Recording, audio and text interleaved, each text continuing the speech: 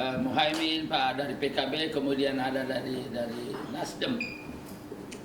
Nah, oleh karena itu ada beberapa hal secara konseptual yang ingin disampaikan oleh tim kerja strategis Prabowo Gibran ini. Yang pertama, pernyataan yang paling penting dan strategis yang disampaikan oleh Pak Prabowo pada saat itu adalah ingin menyampaikan bahwa kita ini satu. Dan kesatuan itu sebagai pencerminan dari nilai-nilai kegotong royongan, nilai-nilai kekeluargaan.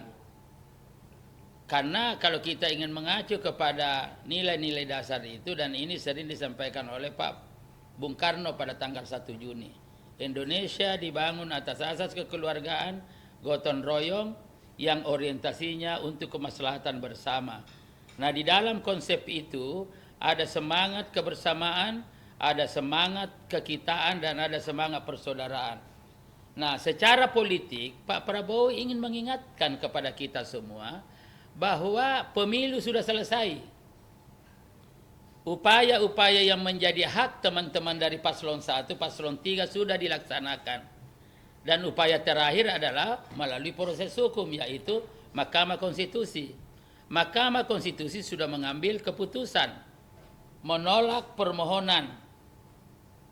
Itu sudah jelas, berarti ini final and binding. Nah, Pak Prabowo menyampaikan itu bahwa ingin secara politik mengatakan ini sudah selesai. Pimpinannya sekarang ini adalah hasil pilihan rakyat, yaitu paslon 2. Nah, secara sosial sama dengan mengingatkan sebagai presiden terpilih, jangan lagi ada polarisasi.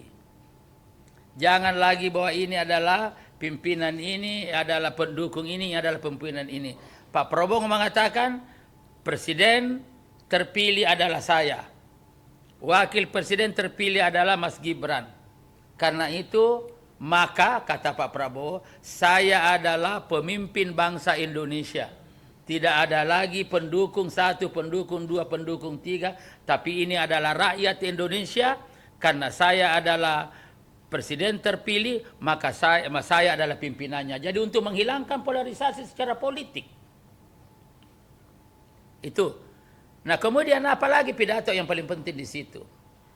Yang paling penting adalah Pak Prabowo mengisyaratkan dalam rangka pembentukan format koalisi ke depan mengembangkan politik gagasan. Politik gagasan. Jadi Pak Prabowo itu adalah mengembangkan politik gagasan. Ini adalah sama dengan isyarat kepada siapapun bahwa pembentukan kabinet saya nanti itu adalah mengacu pada politik gagasan. Artinya adalah mengedepankan ide dan gagasan sebagai instrumen sebagaimana tercermin dalam visi misinya ketika disampaikan dalam perdebatan-perdebatan yang ada. Nah, untuk menjamin supaya ini bisa dilaksanakan, ya seakan-akan ini secara ini penafsiran kita dari TKS. Seakan-akan mengingatkan, wahai partai-partai politik yang ada, silakan nanti calonkan kader-kader terbaik Anda yang secara konseptual berkualitas.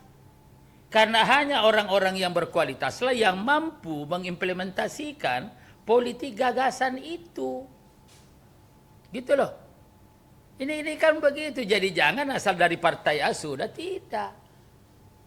Tetapi betul-betul orang terbaik yang berkualitas,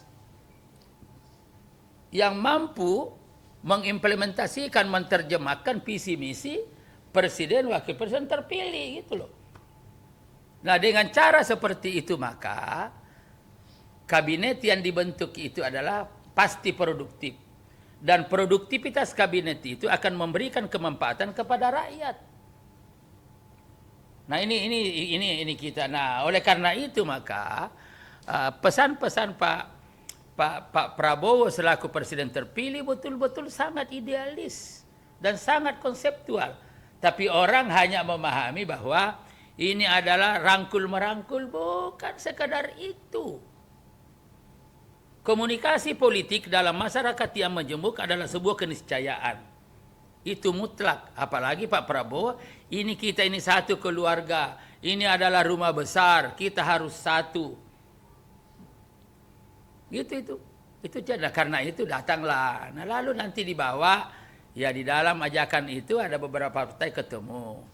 Sehingga kan itu sudah sinyal bahwa ya pertemuan itu bukan dimaknai, tapi memang faktanya katakanlah PKB satu, Nasdem satu, ya mungkin P3 kalau misalkan lolos nanti karena ada beberapa gugatan yang diajukan juga masuk. Tetapi komunikasi politik yang belum terlaksana adalah PDIP, PKS. Apakah ini gejala ada di luar? Itu hak masing-masing. Karena masalah ada di dalam pemerintahan atau menjadi oposisi, itu adalah pilihan politik dan terkait dengan strategi. Kalau strategi berarti pertimbangannya efektif mana ada di dalam pemerintahan atau di luar pemerintahan. Itu namanya strategi politik, adalah pilihan. Nah ini semua. Lalu ada lagi mengatakan, wah ini tidak boleh dong, nanti tidak ada yang ngontrol.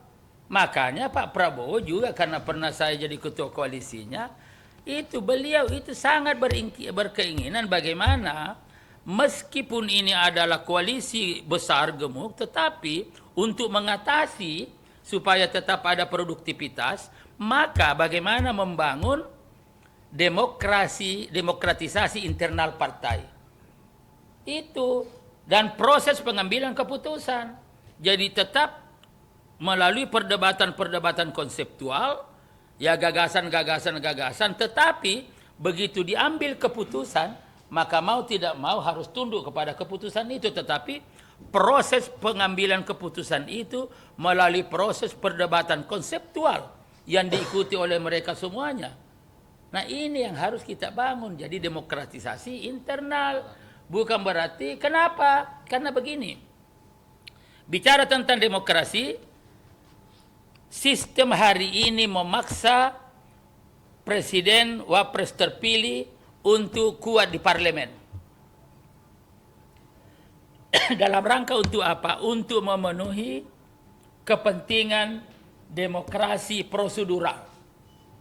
Apa itu? Pengambilan keputusan. Di sana harus kuat, harus banyak. Sebab kalau tidak banyak di sana pendukung, maka yang rugi adalah rakyat. Contohnya apa? Begini. Aturan yang ada mengatur bahwa apabila pemerintah mengajukan RAPBN, lalu DPR tidak setuju, maka ketentuannya adalah berlaku APBN yang lalu. Kalau berlaku APBN yang lalu, maka apa yang dilakukan oleh pemerintah tidak mengakomodasi ide program mestinya dilaksanakan pada tahun itu. Nah kalau tidak, itu berarti rakyat yang rugi. Nah pemerintah berkepentingan dukungan di sana lebih besar, supaya proses pengambilan keputusan itu dapat dipastikan dimenangkan oleh program pemerintah tadi itu. Tetapi dalam rangka untuk menjamin adanya demokrasi substansial, maka mau tidak mau demokratisasi internal koalisi partai-partai harus dibangun. Harus ditumbuhkan perdebatan konseptual. Harus ditumbuhkan sikap kritis di situ di internal. Nah ini kadang-kadang lupa orang bahwa sebenarnya kalau ini terbangun demokratisasi internal partai dan koalisi, maka itu juga akan melahirkan pemikiran-pemikiran konseptual yang dapat dipertanggungjawabkan. Dan oleh karena itu secara teori, ini saya harus sampaikan secara teori supaya kita ngomong jangan omong-omong dada dasar. Demokratisasi hanya bisa berjalan, ada 3 perspektif teori. Ada namanya seorang O'Donnell mengatakan begini, demokratisasi itu hanya bisa jalan apabila elitnya. Jadi elit ini juga memang kalau elit ini wah, kacau negara ini. Karena itu elit itu harus berkualitas. Yang kedua, kalau tidak salah ada namanya Robert Dahl. Ada mengatakan demokratisasi hanya bisa berjalan dengan baik apabila lembaga-lembaga politik termasuk partai ini adalah sehat. Dan yang terakhir adalah Han Tinteng. Apa mengatakan demokratisasi hanya bisa jalan apabila terpenuhinya prasyarat-prasyarat kebutuhan dasar rakyat. Rakyat tidak lapar, bawahnya tidak mahal, berasnya bisa ini semua ini. Jadi 3 perspektif ini. Jadi ini jalan. Nah itulah TKS, warna TKS selalu ada dasarnya saudara sekalian. Nah karena itu maka sudah Pak hampir pasti kita lihat bahwa di samping 4 yang sudah dari awal, yaitu Golkar, Gerindra, PAN, Demokrat, kemudian nanti insya Allah tambahannya adalah dari Nasdem dan PKB, dan apabila misalkan kursinya cukup P3 dengan permohonannya diajukan itu dikabulkan, maka mungkin bisa masuk, karena tinggal kemarin 0, sekian. Dan kalau ini masuk, ini juga nanti insya Allah akan bergabung. Berarti ini luar biasa. Nah ini nanti ada sistem pengelolaan koalisi yang besar itu supaya kepentingan demokrasi prosedural tercapai di DPR dalam arti pengambilan keputusan, tetapi demokrasi substantif juga dapat dilaksanakan dengan adanya upaya mengelola koalisi ini dengan demokratisasi internal, dijamin perdebatan konseptual dan sikap kritis tumbuh di situ. Dan Pak Prabowo terbiasa ini. Ya saya kira itu saudara sekalian, dari saya mungkin ada di data ini. Jadi Angga adalah ketua umum Repnas, generasi muda Islam dari apa banyak lagi dan lain sebagainya, dan saya kira ini akan tetap jalan. Dan gagasan kegiatan menyebarkan pikiran-pikiran untuk rakyat. Yang perlu atau cukup? Ya, ya saya kira saya sudah berulang kali sampaikan bahwa Pak Jokowi ya dan tentu Mas Gibran, Golkar nggak ada masalah. Karena memang suasana kebatinan selama ini Pak Jokowi dengan keluarga besar Golkar, Mas Gibran keluarga besar itu satu kesatuan. Jadi artinya juga selama ini yang ketiga adalah bahwa saya punya keyakinan Pak Jokowi dan Mas Gibran ke Golkar itu sudah merasa diri sudah keluarga besar. Dan yang keempat, siapapun yang jujur, ya yang jujur melihat realitas politik di dalam pemilu kemarin, pasti mengakui betapa besar peranan Jokowi di dalam meningkatkan perolehan suara Partai Golkar. Ya, jadi bersama-sama dengan Ketua Umum Pak Airlangga, itu pasti itu.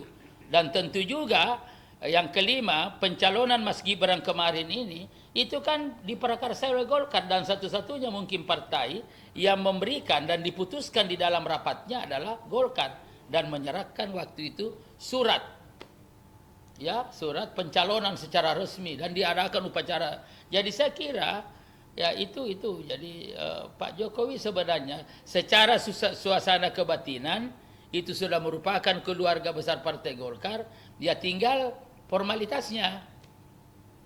Ya itu ya, jadi sudah tidak ada masalah. Apalagi Partai Golkar kan partai terbuka, dilihat dalam perspektif usaha, ini adalah go public. Dan di situ juga tidak ada pemilik saham yang mana, sama aja semua.